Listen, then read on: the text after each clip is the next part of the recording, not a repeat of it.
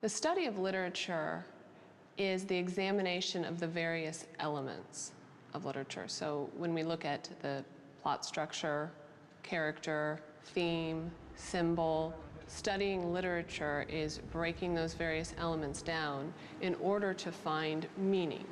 Knowing story elements is going to provide you with the tools to access a piece of art in a way that your imagination won't. You can read all television like a novel because, you know, they're all text, they're all narrative text. So when we're reading Lost, we have to look at theme, structure, setting, all of the same elements.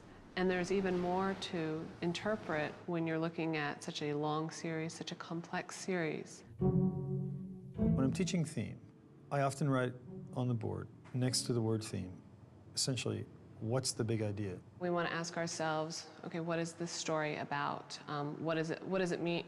What does it mean for our lives? The interpretation that you come up with for any given text has as much to say about you as it does to say about the text. Dad, I know you don't believe in me, but I need them to. The theme of parenthood, good parenthood versus bad parenthood, and the repercussions of a bad father. You just don't have what it takes. Or an overbearing mother, and what that will do to a character. That theme is very important in Lost. Part of the genius of the show is that it is so completely open-ended that it is open to a wide range of interpretations. Ernest Hemingway famously said that I write the stories and the critics write the symbols. And some films and television shows like Lost become this. They become symbolic. The language is symbolic. All the references are symbolic.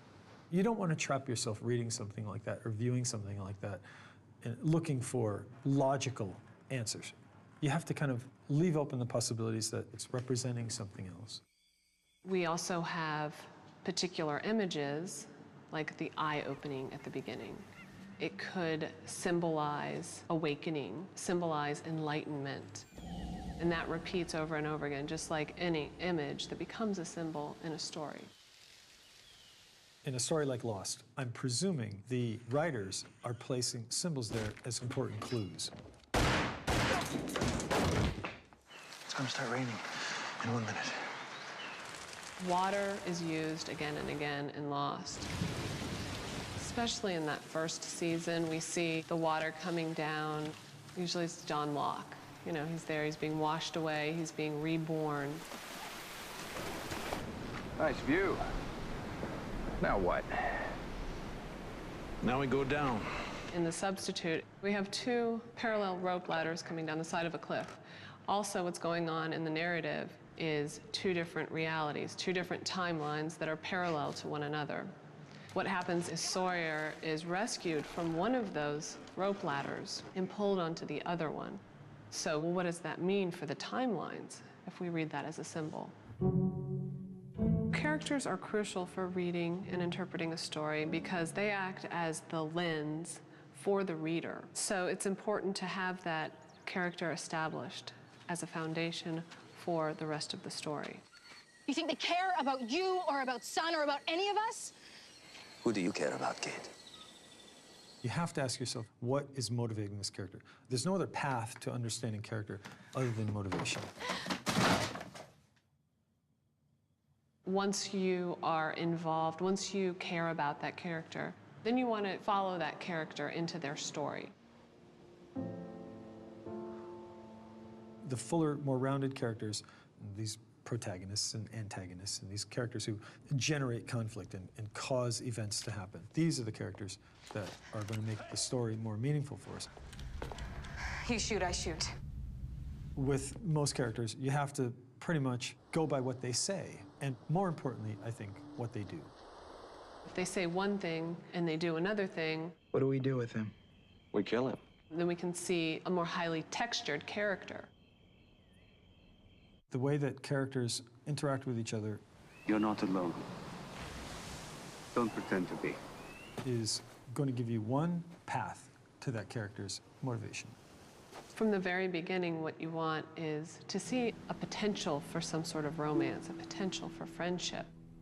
So from the very beginning, you have to see that there's going to be some pulling and pushing between this web of relationships, this web of characters. I was looking for Sawyer. I guess I came to the wrong house. No. Come in. I'm sure you two have a lot to talk about. We want to see kind of contrasting characters, like, for instance, John Locke and Jack. Even though they never seem to get along and they always seem to be pushing in opposing directions, John! we can see as viewers that they're complementing one another. You're not supposed to do this. Setting is simply a story's time and place. Really, that's all we're talking about. The interesting thing about the setting in Lost is that it's a time and place that we don't know about. It's always unknown. So that always adds a sense of mystery. Guys, where are we? More recently, critics have been thinking about setting as a form of character. And landscape is character, and where the thing takes place, where the story happens, is a vital, part of understanding the meaning in the story. I've looked into the eye of this island, and what I saw was beautiful. The island, as we've seen, is a strong character. They want to serve the island. They want to know, does the island want this? Boone was a sacrifice that the island demanded. And yet, we don't know how to pin down this character. In Lost, you have a setting that's almost animate. But it also performs explicit and complex narrative functions. It introduces enigmas, and it introduces, in really dramatic ways, obstacles, which is one of the ways that narrative progresses. My God, what is this thing? Exactly. So we have two different settings here. We have the one that we originated in, which is the island, and then we have LA that comes in seasons 4 and 5. And the viewer can tell that the characters, just by their setting, don't have the kind of purpose that they did on the island. What we have is setting representing purpose and lack of purpose. Why do you want to leave the island? What is it that you so desperately want to get back to? You have no one. Your father's dead, your wife left you, moved on with another man. Can you just not wait to get back to the hospital? Get back to fixing things? As if there's something within that setting, within the island, that is so meaningful and so purposeful that why would you want to go back to your material life? It's a spiritual versus the material life.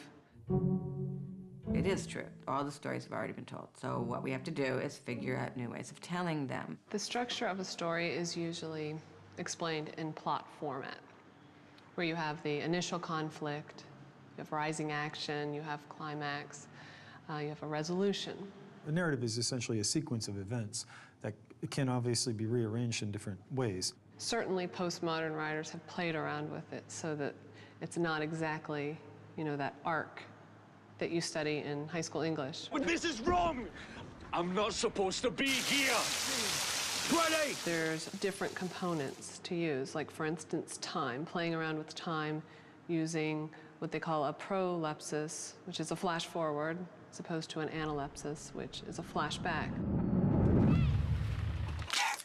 So a flashback in a story would help the reader to understand some aspect of a character's earlier life, which would, of course, help the reader to understand the character now. So you want to structure it just right so that, maybe you're being dropped right into the middle of things at the very beginning. You have a flash forward, you have a flashback. You're kind of moving around in time because it's more effective.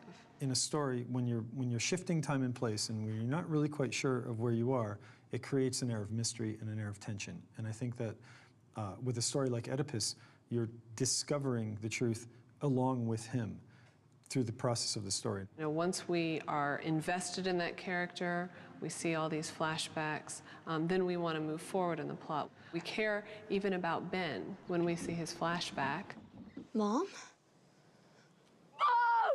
We know, okay, he's a damaged character. I want to know what happens to him. The flash forwards in Lost work in more interesting ways to destabilize our sense of where we actually are. Just as soon as you think that you know where you are, it moves into the future. Is that reliable? Where are we now? One thing I want to note about the structure is it's not about necessarily what's going to happen next in Lost. It's about what happened in the past, because since it is a mosaic and there's so many different pieces, some of them are missing, we're talking about a structure here that doesn't go forward. You know, we need those missing mosaic pieces in order to complete that structure. If you didn't have one of these elements, then you wouldn't have a complete story. And these are all interdependent. They're almost one body. Each one of them plays a crucial role as an organ, if you want to look at it in terms of the whole body. They're interdependent. You can't have one without the other. It's a great experience to be able to be turned on by something like that and want to discover meaning in a television show and uncover the truth behind what you're seeing. It seems to me that when you're watching a television show like Lost, you have to suspect that there's something that you're going to have to find. And it's a magical experience when you discover something that they've laid out for you. It's like an Easter egg hunt. It is complex, and it's experimental. It's engaging in complex experimental narrative strategies in a media that we don't normally associate with complexity and experimentation, but it is nonetheless the primary media through which narrative circulates through the world. And that's how it's possible for me to say that, you know, really, Lost is training my students to become better readers of literature. It's challenging them in new ways.